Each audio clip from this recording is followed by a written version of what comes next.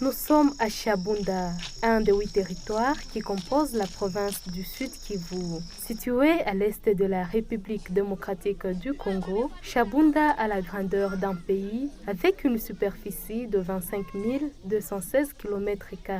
Son sous-sol fait un état d'un scandale géologique avec ses innombrables minerais et son sol regorge des ressources forestières incroyables. Milieu stratégique suite à l'activité minière qui est fortement développée, Shabunda dispose de 10 pistes d'aviation.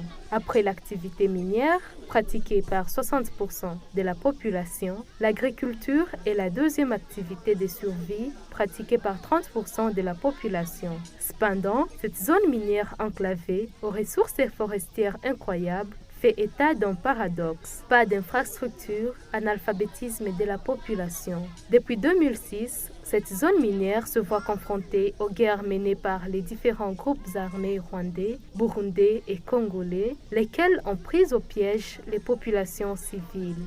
Les carrés miniers ainsi que les forêts, sources de survie de la population, sont transformés en terrain de combat.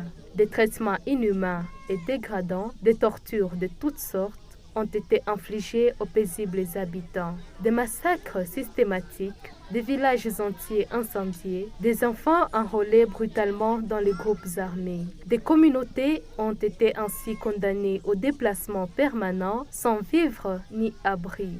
On compte des milliers qui meurent de faim, d'autres de maladies, surtout les enfants. Pour l'émergence du Congo ainsi que la DIEC, ONG, nous soutenons les originaires du territoire de Shabunda, Mosha ASBL en sigle, qui réclament et sollicitent l'installation du territoire de Shabunda en ville. Le territoire de Shabunda se trouve dans les Sud Kivu.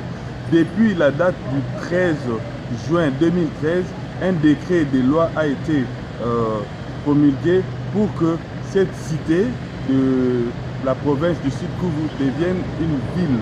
Vous imaginez que Shabunda, c'est le deuxième territoire en termes de superficie sur les 144 territoires. Et Shabunda compte à peu près 800 000 habitants. Et Shabunda contient des matières énormes, sous-sol, terre arable, ils produisent des bananes, café, beaucoup d'autres choses. Et nous, au niveau de la diaspora, nous sommes en train de faire une démarche dans le cadre de jumelage entre nos provinces, entre nos communes, entre nos territoires et les territoires des pays d'où nous venons. Donc il y a déjà une démarche qui est entamée pour que la ville de Shabunda fasse un jumelage avec Sao Paulo au Brésil. Au regard de la réalité sur terrain, il ressort clairement que depuis l'accession de notre pays à l'indépendance en 1960, 60 ans durant, le territoire de Shabunda est l'une des entités quasiment oubliées par l'administration centrale de la République démocratique du Congo. Aucune activité visible de développement financée par le trésor public ne s'y trouve pas. Rarement des infrastructures de base héritées le sont devenues vétustes et obsèques. Nous avons tout dans le Shabunda. Nous avons nous avons une terre que nous exploitons, c'est-à-dire la population de Shabunda est cultivatrice de paddy, des ananas, des haricots, de tout ce qui est donc fertile pour l'agriculture, ça se trouve dans le territoire de Shabunda. Shabunda dégorge toutes les minéraux du monde. Vous avez la cassiterie, les coltans, l'or, le diamant, ainsi de suite.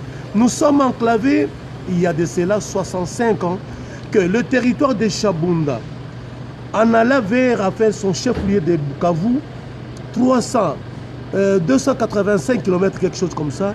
Les enfants, il y a des enfants qui n'ont jamais vu même un vélo.